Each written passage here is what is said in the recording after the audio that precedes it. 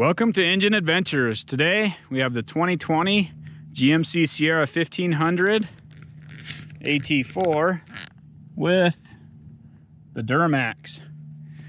It's a fun little truck. I love the inline six. It puts out a lot of torque down low. Doesn't seem to have the throttle issues that the Ram does.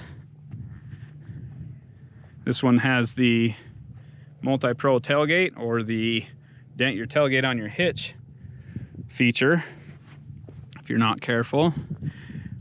Really like the Goodyear Wrangler Duratrax. Strong aggressive tread on those. Ram Rebel has those as well. And of course you're not an off-roader if you don't have red tow hooks. So this does have the 10-speed automatic, and if you get the Trail Boss, you can't get it with the diesel. So if you're looking for the diesel and kind of an off-road package, you have to get the GMC at this point. That may change in the future. Let's take a look inside. Inside this GMC 1500 AT4 with the diesel is very nicely equipped. So you can see the center console is really quite large, and my water bottle actually fits standing up in there, so that's very deep. Has the wireless charging here. Clearly some of these are optional, but it's got the trailer brake controller and a whole bunch of different power options up front. Very nice. That's to turn on the inverter. And while it does look a little bit basic compared to the Ram, it's still a very, very nice truck. I could never fault someone for selecting this vehicle, and we'll get into how it drives on road a little bit later, but it drives very, very well.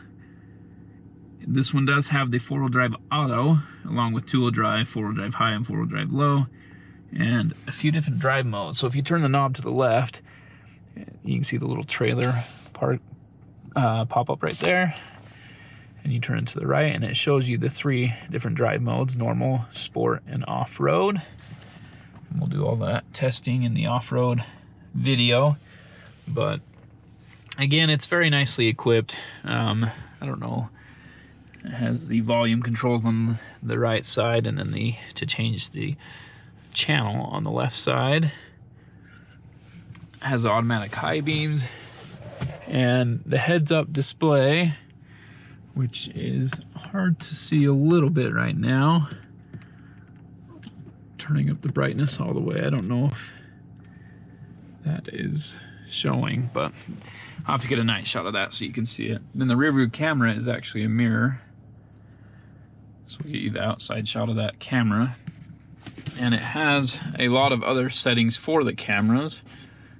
See if I can pull these up.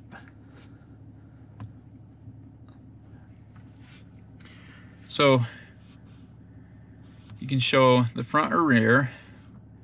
You can zoom in, front or rear. Kind of a surround view. And those are on the mirrors. And you can also take a look in the bed and a close-up of the hitch. So there are lots of different camera views on this one. Very nice to have. Over here, dual glove boxes. A lot of vehicles have that now. Sound system, it's the Bose. It sounds pretty good. It's not amazing, but it's not bad either. And heated and cooled seats up front.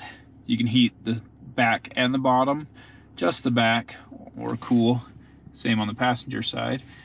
This one has the lane keep assist. Those are parking sensors, auto stop start, drops the tailgate, flashers, traction control, the inverter, and downhill assist. Up top, the home link and a few of the light settings, and then the rear window control to open and close the rear window, along with the OnStar stuff.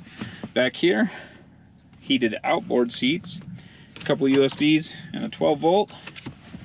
And inside of these rear seats, there's a small storage cubby. There's not a lot of space in there, but a little bit. Underneath the seat, you have the jack.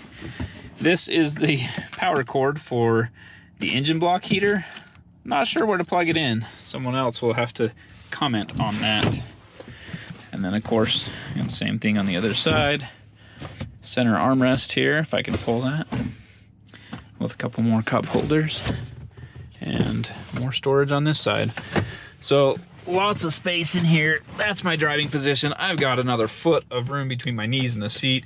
There's a ton of space in the cab. This one's not equipped with the sunroofs,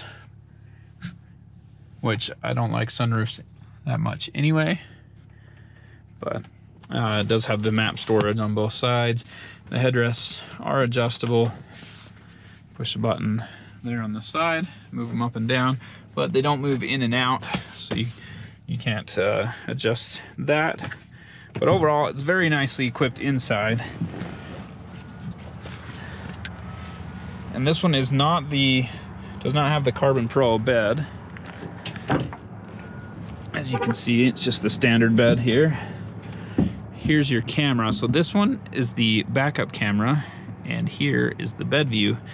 So this one, like I said, is very nicely equipped with all the cameras, but there's no way that I know of to turn on these bed lights. There's the bed inverter, or sorry, the 110 volt outlet for the bed. Like I said, no way to turn on the bed lights from the outside. Ford and Ram both offer that. Love these steps. 3/4 and 1 tons, you get that step right here as well. This one, you've got the running board there. It's actually articulated a little bit, so it's easy to see in here. You can see a little bit of the Rancho shocks on there, which are pretty long. Probably helps the ride a little bit.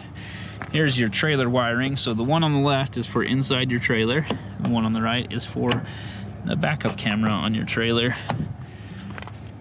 And tailgate, if you hit it once on the bottom, it just drops the whole thing.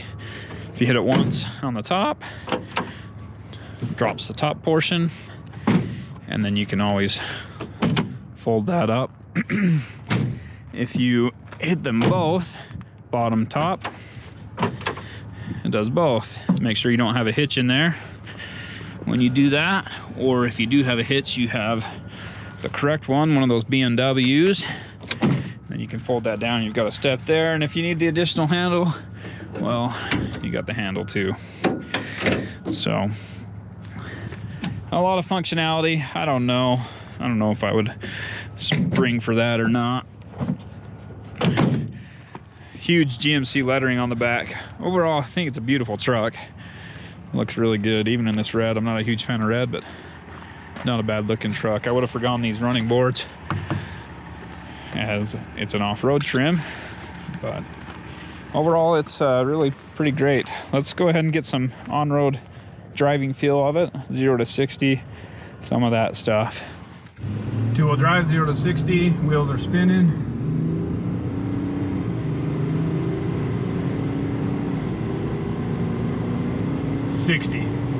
So sorry I had to rush that one.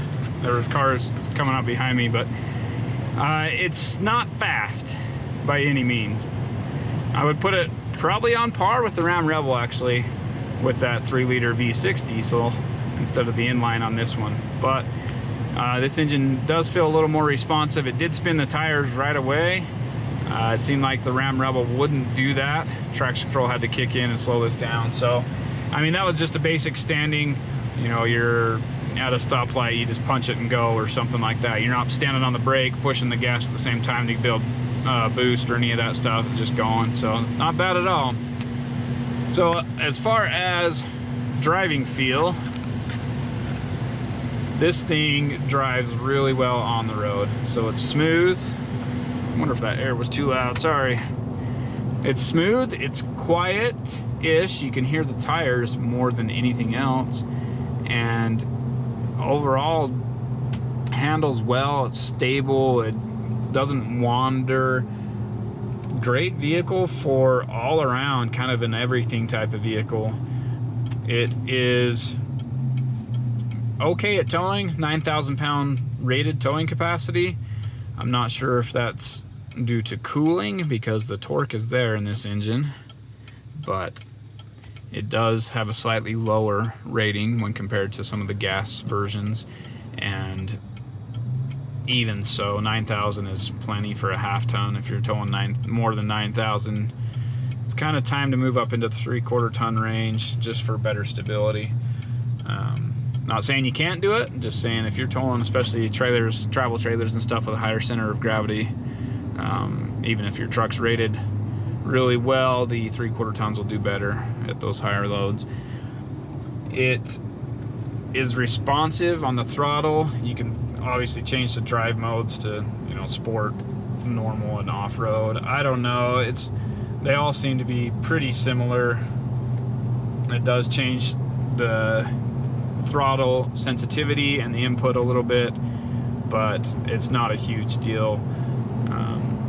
It doesn't have any issues. I don't like, it's a diesel, you got to get adjusted to the diesel a little bit, but beyond that, like, it drives wonderfully. It's revs to like 5,000 RPM, which is kind of a lot for most diesels, and does so easily. It's just great engine overall. 10-speed transmission is doing really well. One thing I have noticed with all of the 10-speed transmissions is that they heat up a little bit more, and I'm not thinking that they're overheating at all, but you know, you're 200 degrees when it's not that hot out and you're just cruising around town or whatever, it gets pretty warm.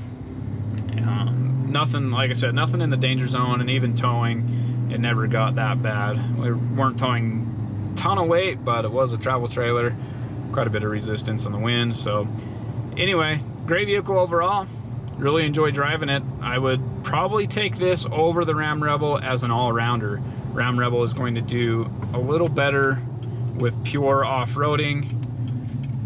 The inside on the Rebel is a little bit nicer, but I didn't want anything else on this one on the inside. I mean, it covers everything I needed. So thanks for watching Engine Adventures review of the 2020 GMC Sierra 1500 AT4. This one has the 3-liter Duramax diesel engine in it, and I have not driven Ford's little 3-liter V6 diesel yet, but I would take this inline 6 over the Ram V6 any day. This thing feels much more responsive, it revs faster, and the gas mileage is equivalent between the two. It's not enough to make a difference for me. Love this truck, the way it drives. It's not quite as capable as the Ram Rebel. It doesn't have a selectable rear locker, but it drives really well, maybe even a little bit better on-road and towing. And yeah, overall, really loved it. It's a great vehicle. Thanks for watching. If you like what you saw, hit subscribe, give me a thumbs up, ring the bell so you get notifications. If you didn't like it and give me a thumbs down, you can comment down below, let me know why. If there's anything else you're interested in seeing, if there's some other type of test you'd like me to do, let me know. Thanks and have a great day.